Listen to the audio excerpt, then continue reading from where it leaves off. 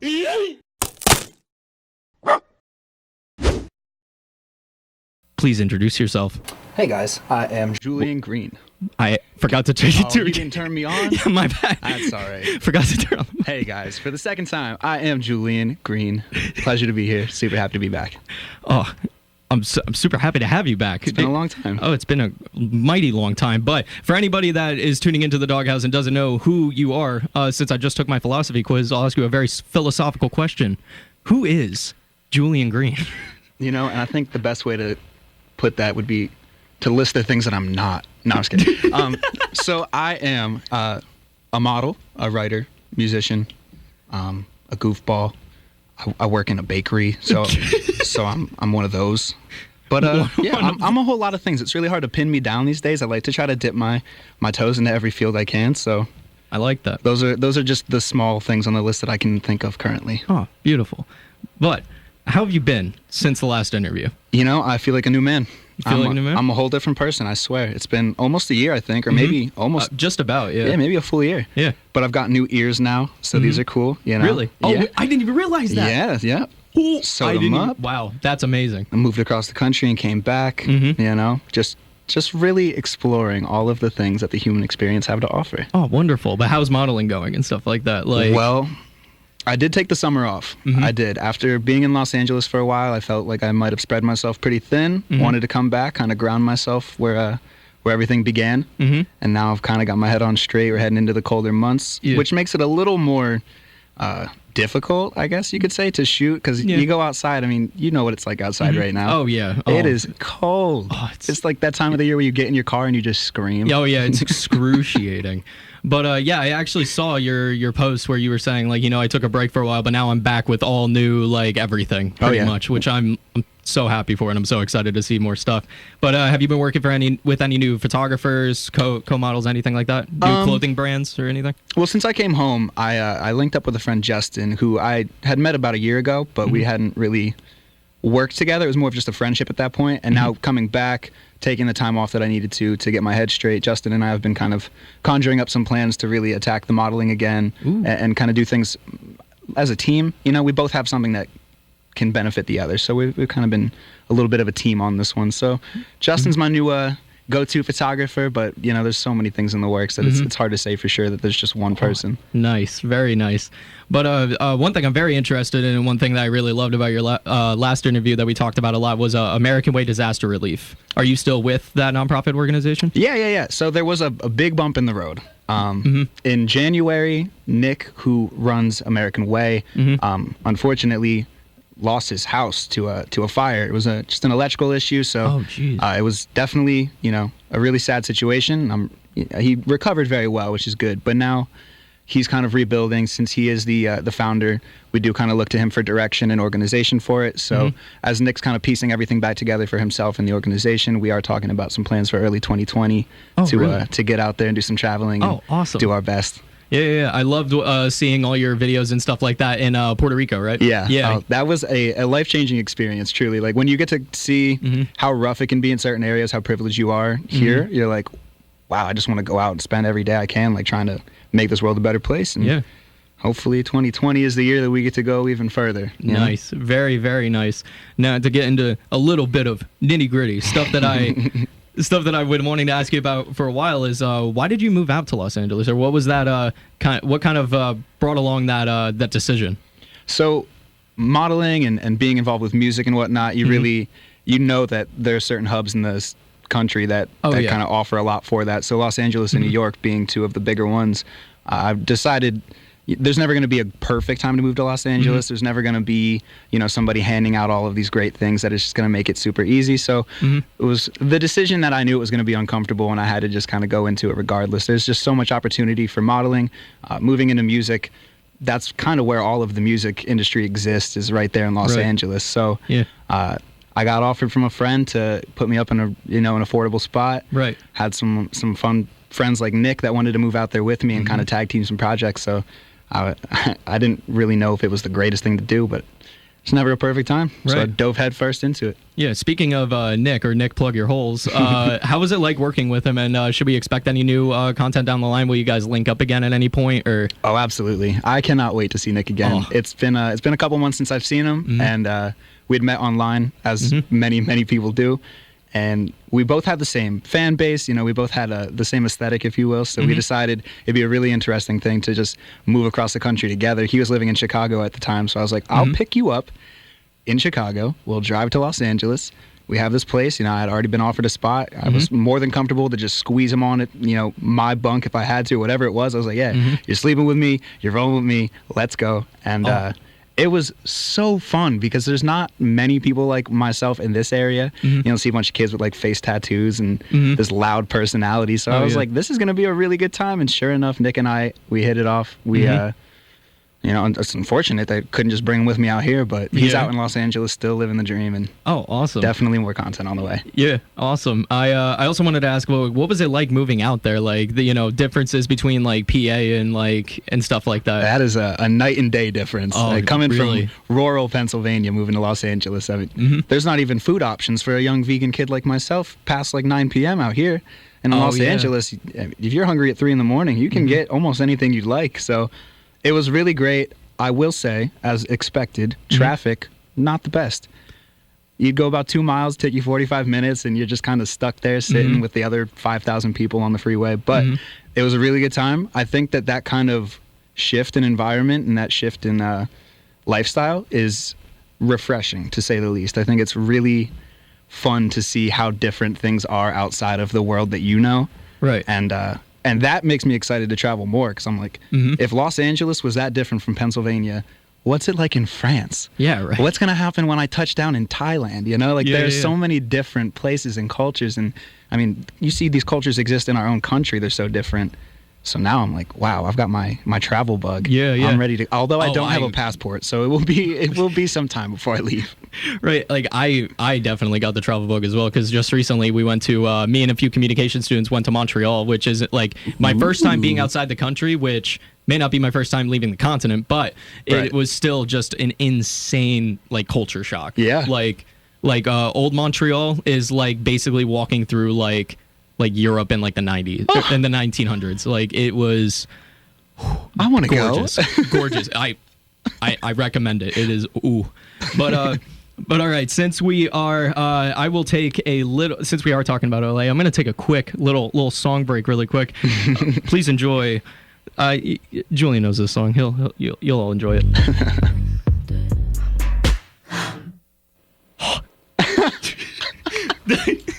That was Bad Guy by Billie Eilish, and there is a very important reason why I played that song as our first song break. It is because Julian Greene over here landed a cameo angrily riding a tricycle in the background of this music video. Which that'll forever be how people see me now. Like when they hear the song, like so many people message me, they're like, I just see you on a tricycle whenever I hear this. I'm like, I hope that's good. Like I'm glad you think of me when you hear that, but I just lose the tricycle. Lose the tricycle. Imagine me just tougher and a little cooler looking. Like on a motorcycle, not ones with 3 wheels. But like this, the main question: how did you land a cameo in Billie Eilish's music video? So the universe works in really strange ways, and I'm super grateful that it does. But it was my second week in Los Angeles. I didn't really know many people out there, just the people that I had been living with in the short amount of time that I was there. I'd worked with a couple of photographers and models, so I knew like some people. But I wanted to get a little more familiar with the culture. So I went to a fashion show / like, I guess it was kind of an art gallery. It was a weird mix. It was an art gallery originally, and then halfway through it, people started doing a fashion show.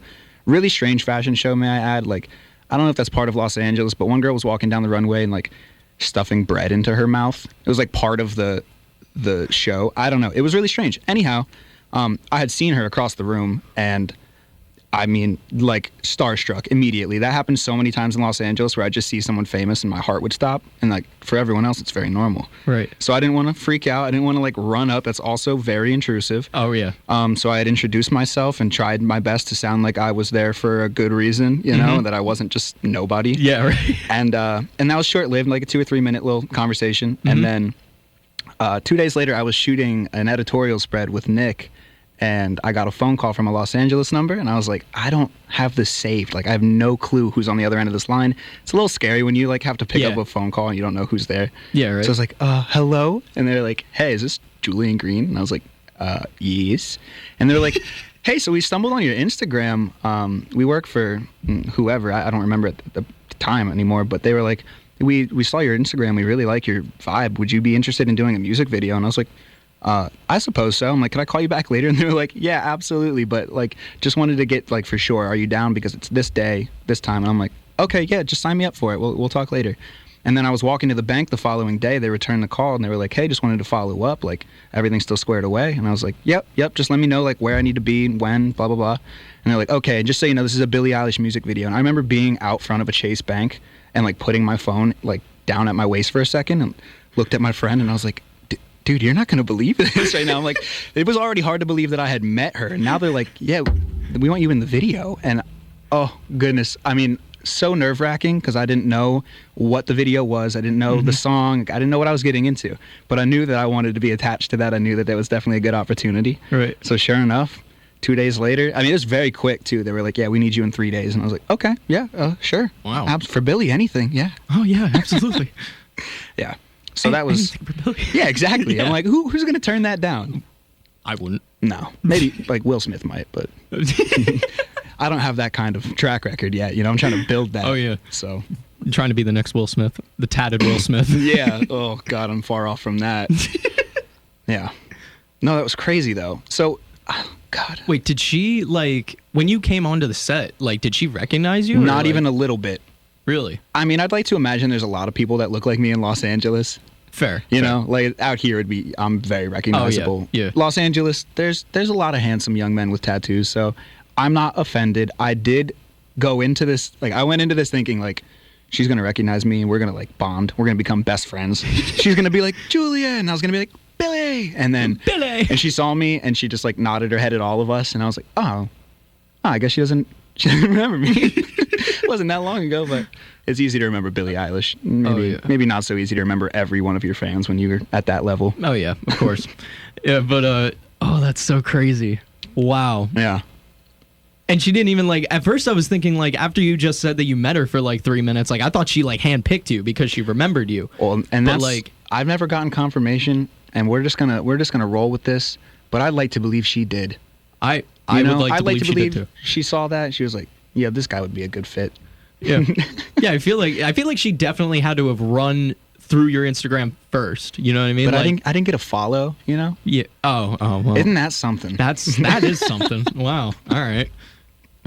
Billie Eilish's over party. But I wanted to what was like after that point, like what was the filming process? Like was it just like any other shoot that you've probably ever done, or is it like a ton different? Nothing like that. They had me park off-site, so we had parked at like a church or something, and they had shuttled me and the other models up there.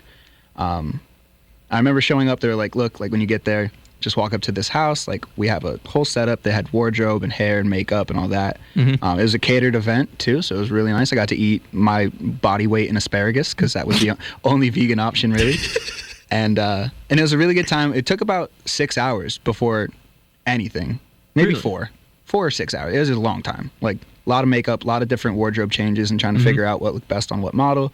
And then finally, you know, we're just anxious. All of us are like, when are we going to get there? And may I add, again, I didn't know what I was doing there necessarily. I just knew I was in the video. So I'm getting my makeup done, and this girl comes up to me, and she's like, are you one of the underwater guys? And I was like, what? She's like, are you going to be one of the underwater guys? And I'm like, I don't know. Nobody told me. I said, am I going underwater now? Like, do I have to swim? And then she was like, well, you're either a water guy or you're one of the bad guys. And I was like, yeah, I'm one of the bad guys. And then she laughed. and I didn't know why that was funny. I thought almost insulted. I was like, do I not look tough? And then she was like, you're going to have real fun on that tricycle. And I was like, again, what? Like, I have to swim or be on a tricycle? Are you for real? And sure enough, like, I was a tricycle boy. So then they were like, all right, guys, it's your time to shine. Like, walk on down. There's just like a couple of houses separate. They had like blocked off this entire development for this whole thing. And they walked us down there, and they had a handful of tricycles picked out, and they were like, all right, everyone grab a tricycle. Like, we're going to take some pictures and whatnot, da-da-da-da-da. And I had tried to pick a tricycle that matched my outfit, but I don't know if you guys remember this from the 90s. Tricycles do that thing where, like, if you, like, jerk the handlebars too hard, the wheel will stay straight, but the handlebars are now sideways. Yep. So I could not tell you, I couldn't have picked a worse one.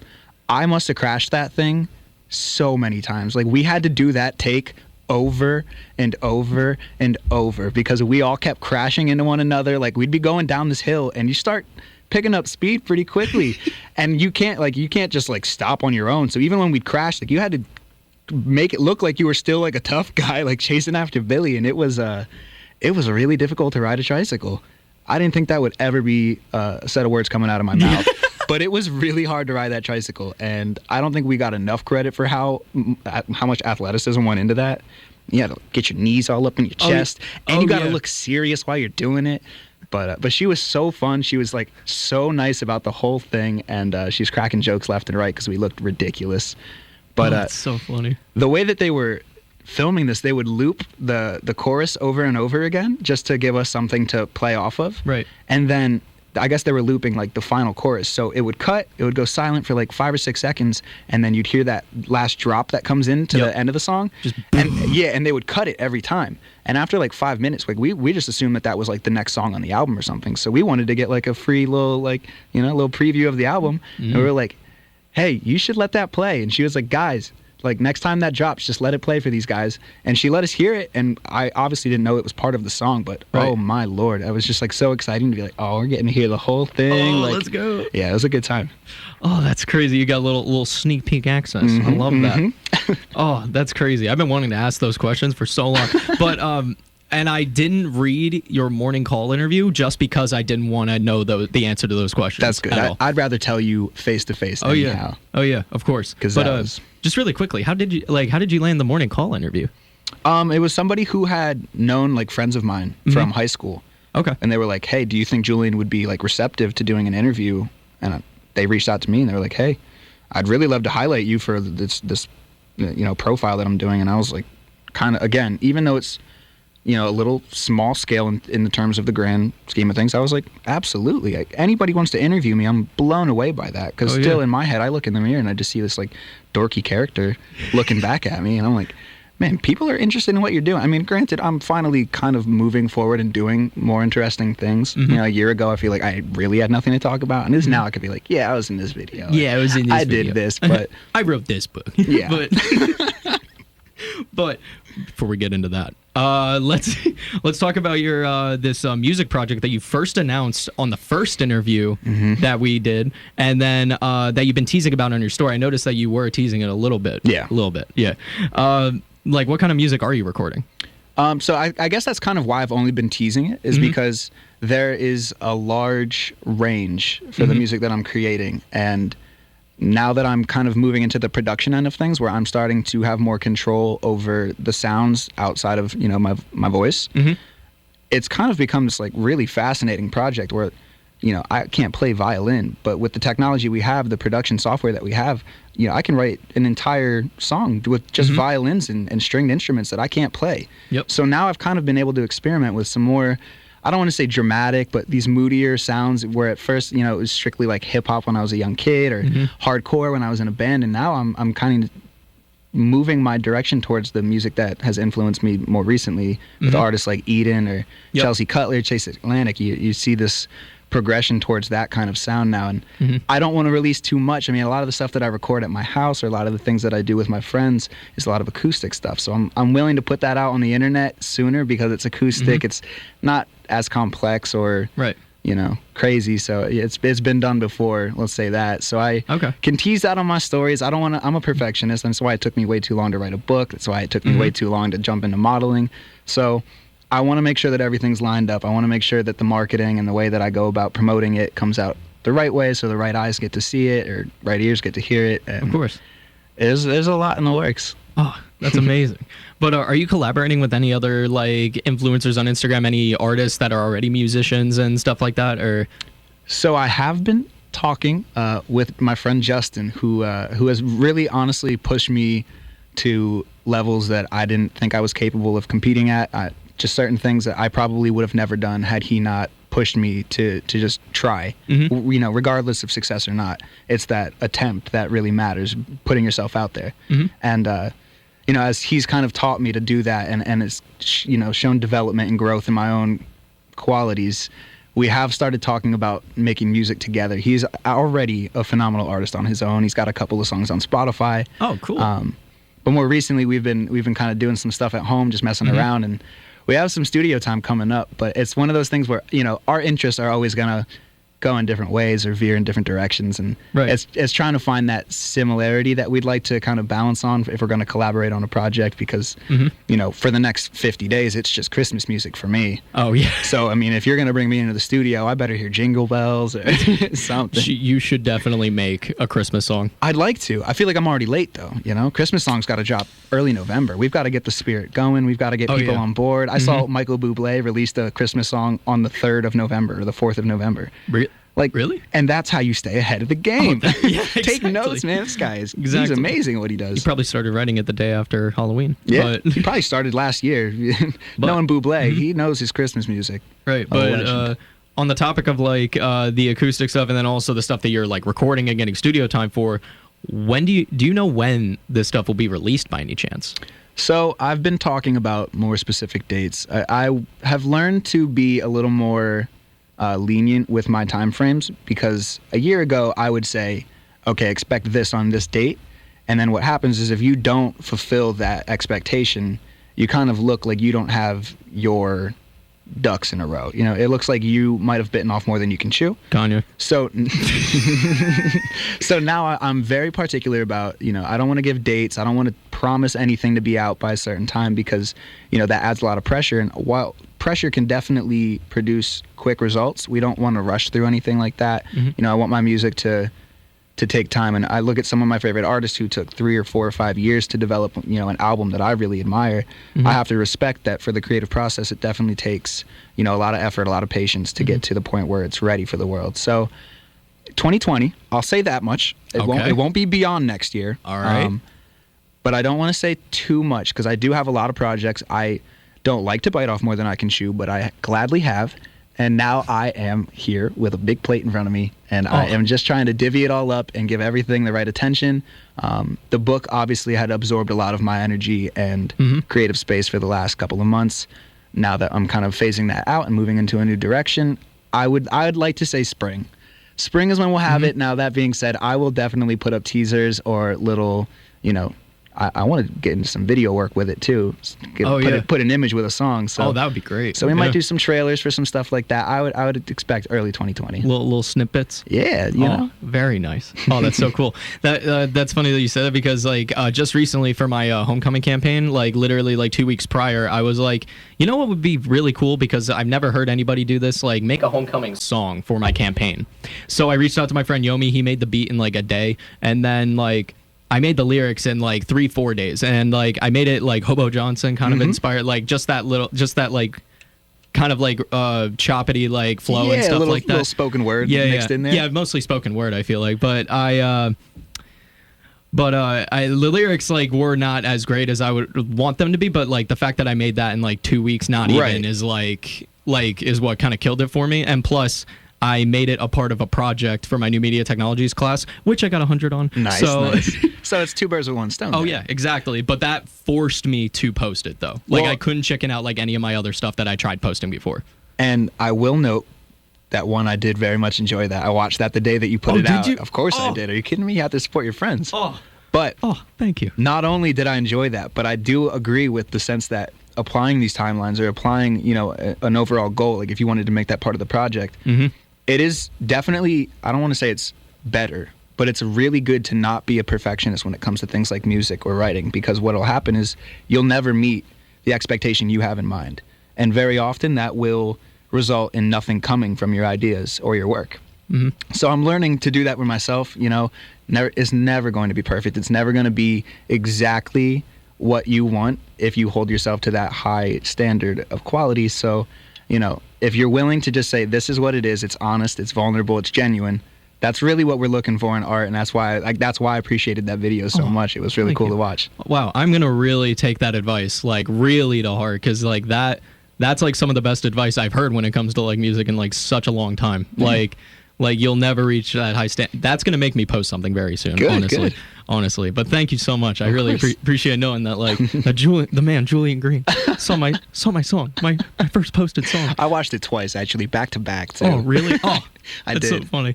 No, ton of my friends, said, dude, I've been listening to this, 10 times on repeat. And I'm like, how?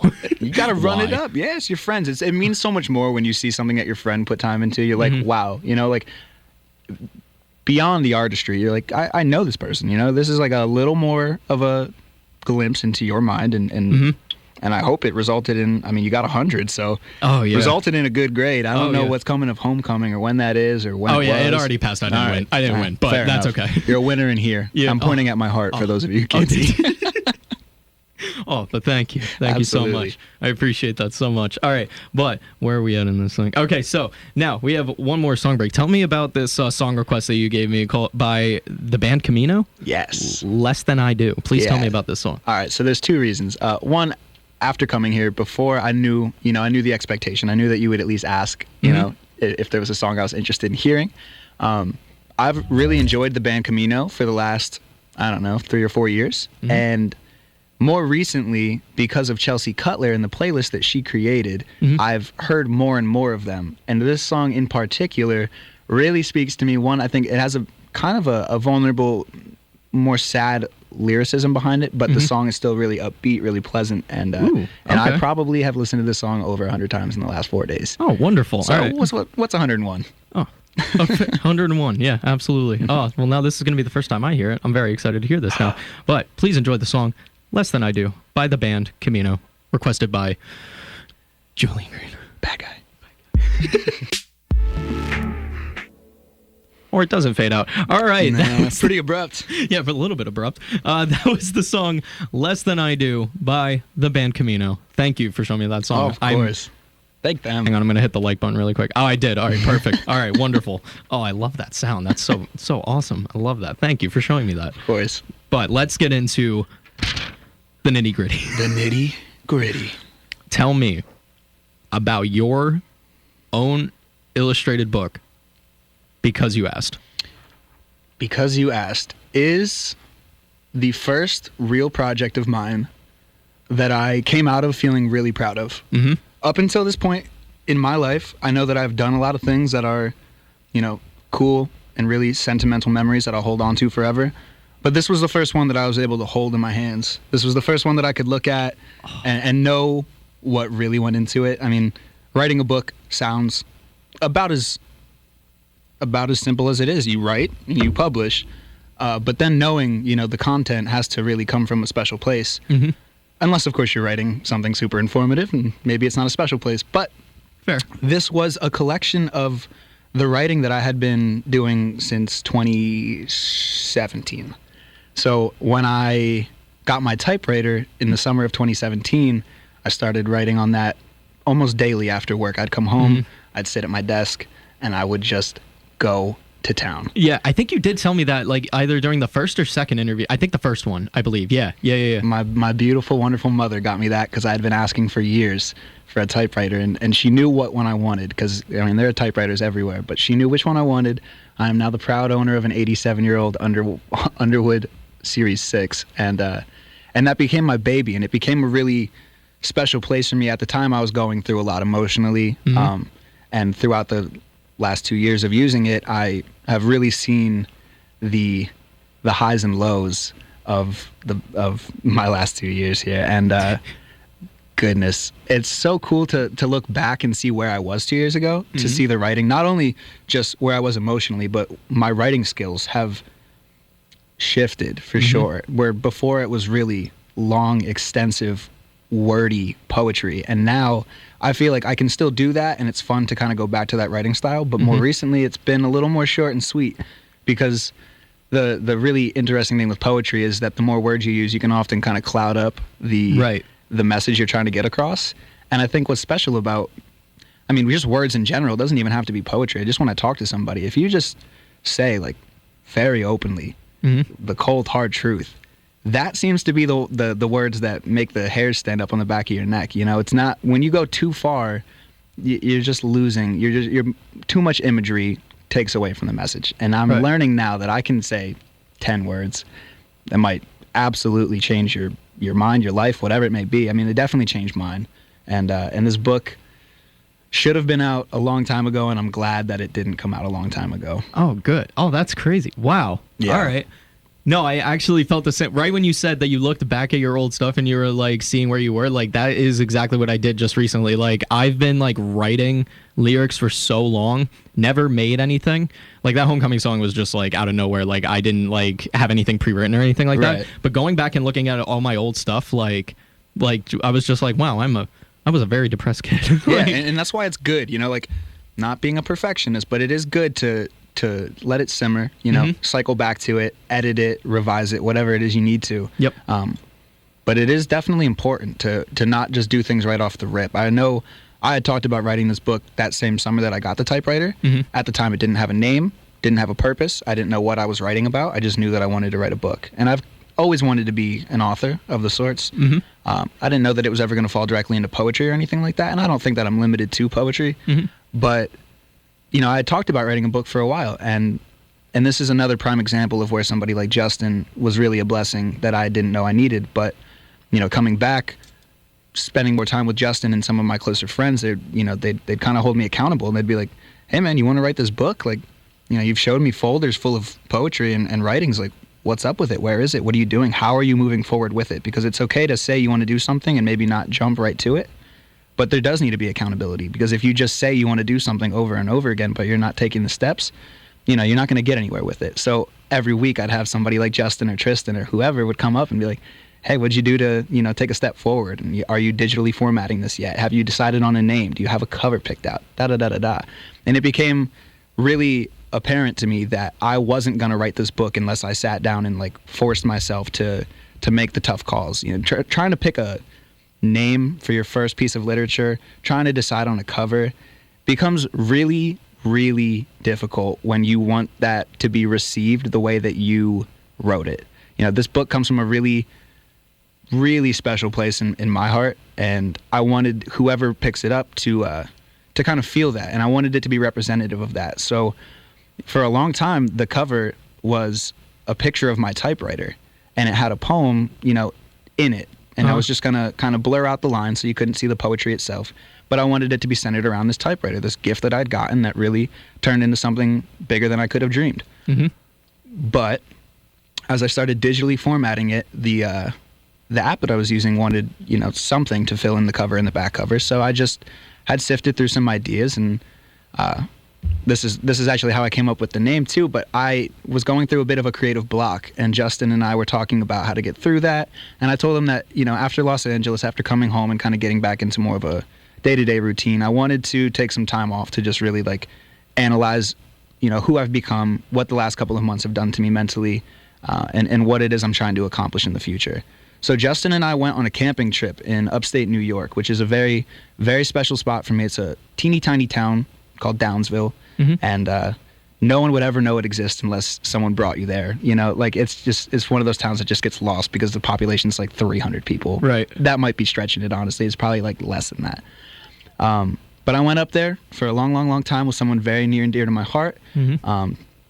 Forever grateful that they showed me that. And I go up every year. Justin and I had gone up for a camping trip, and it turned out, like, the day before we left, we looked at the weather, and it was horrible, horrible, horrible thunderstorms for the full 3 days that we were expected to go. And we weren't staying in a cabin. We didn't have a reliable tent. We were going in with hammocks. So we were like, oh, this could get really ugly really quick. And I remember, you know, kind of trying to make the decision if it was worth even going at all. And I said, honestly, I'm cool with the rain. If it's gonna rain on me, it's gonna rain on me. It was in July. It's gonna be warm. I'm not gonna like really suffer. I'll just be uncomfortable at worst case scenario. Mm-hmm. So we'd gone up there, and sure enough, it rained the entire time. I mean, we probably had about 6 minutes collectively of sunshine, and I like the rain. I'm really a big fan of that. I think it brings out a really creative side of me in terms of my writing. Mm-hmm. So I spent most of that 3-day chunk just writing in my notebook.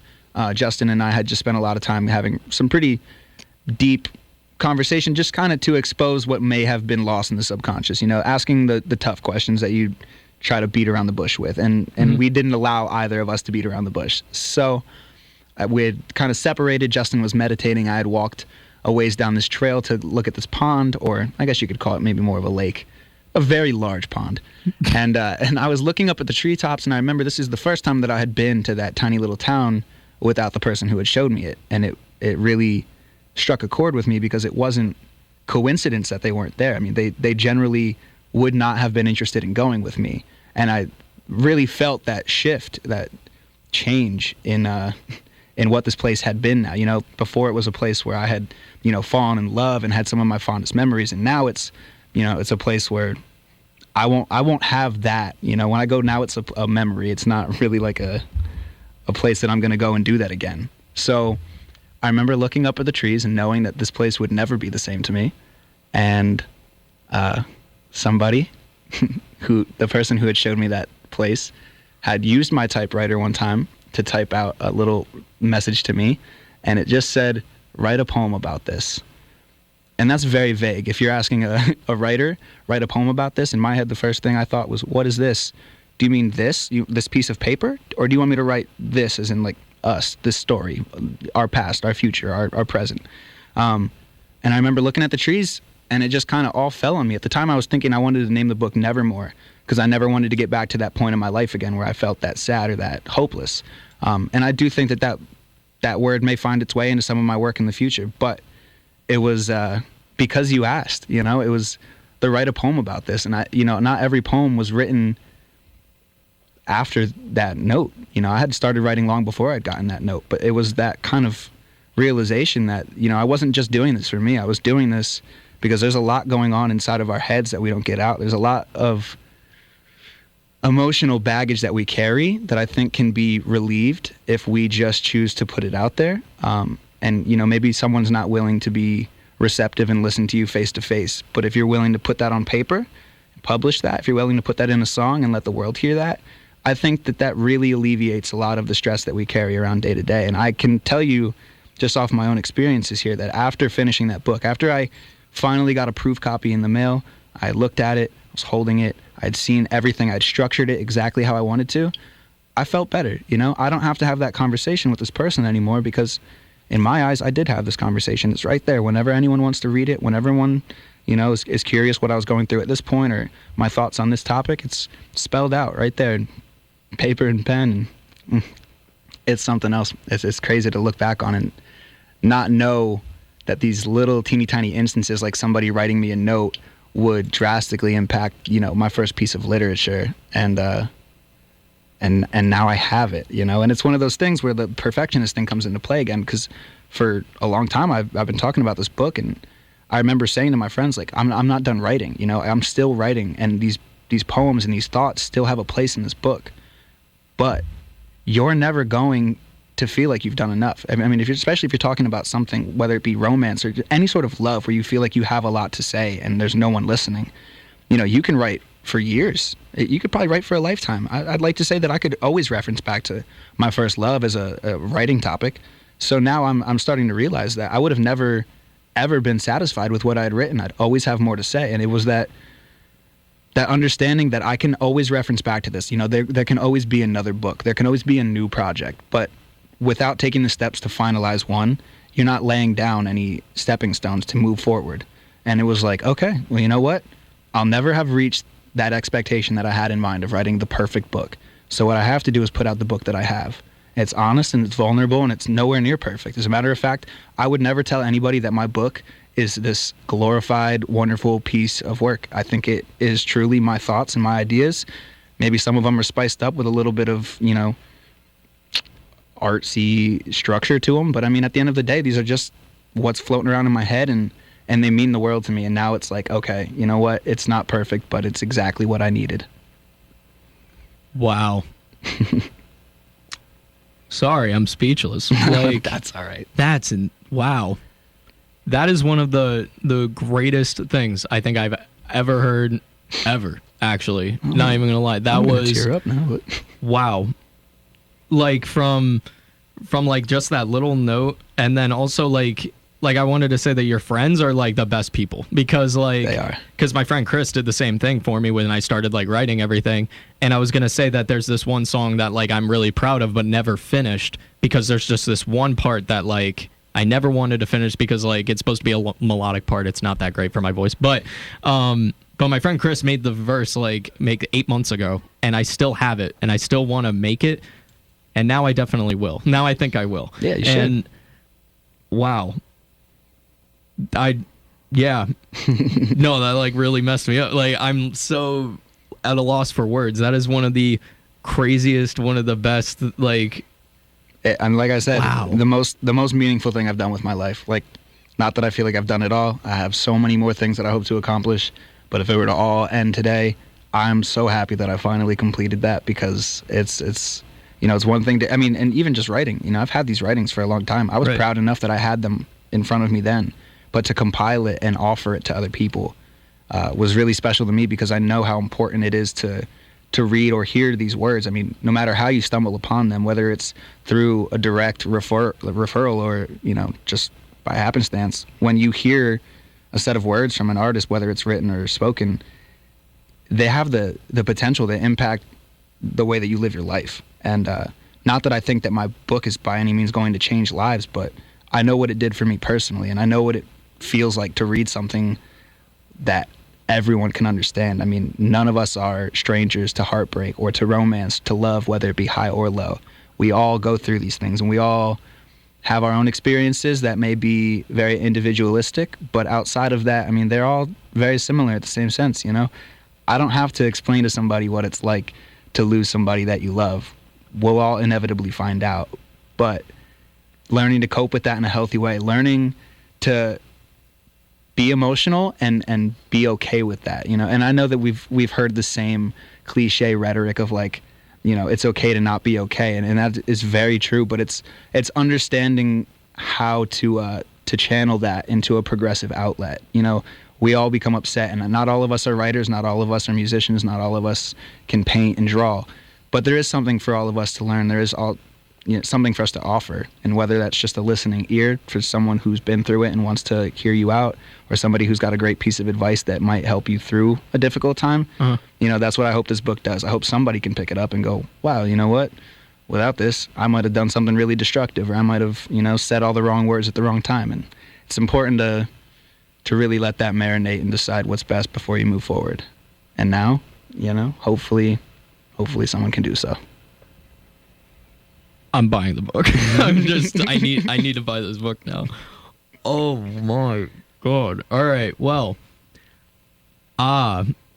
dude, like I love the concept for this book. Like, okay, we have like 7 minutes left. I need to like, sorry, I need to get my words back in order. But I missed these pre-order dates, but like you just had pre-orders for it. I believe it was like on a Friday to like the 8th or something like that. Yep, one Friday to the next. Yep. Like, how many pre-orders did you get, and like, are you pleased with the turnout? I was expecting maybe 50 books to go out. Mm-hmm. I surpassed 300 pre-orders, and it's not even published yet. And I know that a lot of people have reached out after the pre-order date, really looking forward to getting their own copy. So, again, there was no expectation in mind. You know, I was really hoping that 50 was like a good set goal, because I know 50 people can do a lot, and 50 people isn't a lot in the grand scheme of things, but if one person was interested in reading my book, that was a win for me. Surpassing 300 was a shock. I mean, it's definitely added to my workload, but it's that idea that this isn't about, you know, making any money. This isn't about anything like that. This is about helping. This is about showing not only the world, but ourselves as changeable. You know, you're not defined by your decisions in the present or the past. You know, there's so much more that you can't see ahead of you, and I really taught myself with this book. I actually, oddly enough, like I said, I was really struggling to figure out what I wanted to do with the cover of this book. On my way out of that camping trip with Justin, we were driving home. We had seen this really cool, like, foggy field, so we stopped to take some pictures. I had taken a picture of this field, and then in front of me I saw like a little teeny tiny patch of daisies. I was actually going to ask what the cover of the book was. I thought that, like, I saw like trees in the background, and I thought it was like that exact place that you were just talking about, like at that lake or whatever. But yeah, I wanted it to. So I had taken this picture of these daisies in my hand, and I honestly just did it for the aesthetic. Like, I thought it'd be a cool picture to put on Instagram.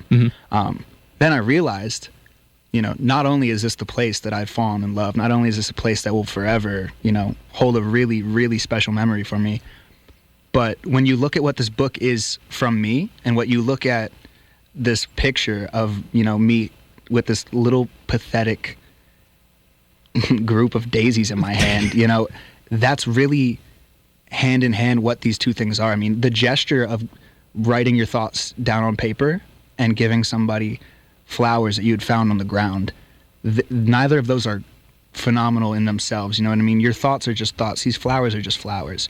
But the gesture of offering that to somebody, that's where the meaning is hidden. So when I had digitally formatted this book, it needed a cover just to fill the gap. So I put that picture in there just as like a placeholder. And it wasn't until I had like really looked at it in retrospect and I thought, wow, like, you know, that this book is are these daisies, you know what I mean? Like, that's what this is. This is a very pathetic, you know, but heartfelt gesture of like, this is what I have for you. It's not much, but this is what it is. And I want you to take it. I want you to appreciate that. I want you to understand that this is all I've got. And that's why I'm giving this to you.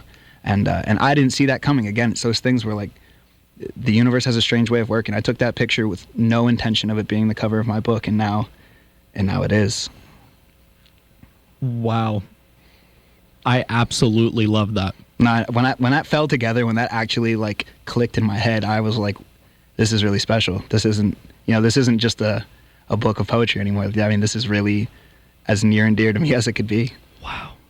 That is one of the like greatest like mix of metaphor, simile, everything, meaning, purpose. Like, that's amazing. I absolutely cannot wait to get this book. Now, where can we, as in the audience, and I, purchase this book when it gets released? Amazon, Blurb. I'm going to try to get it on the shelves in some Barnes and Nobles around here. Oh, yes.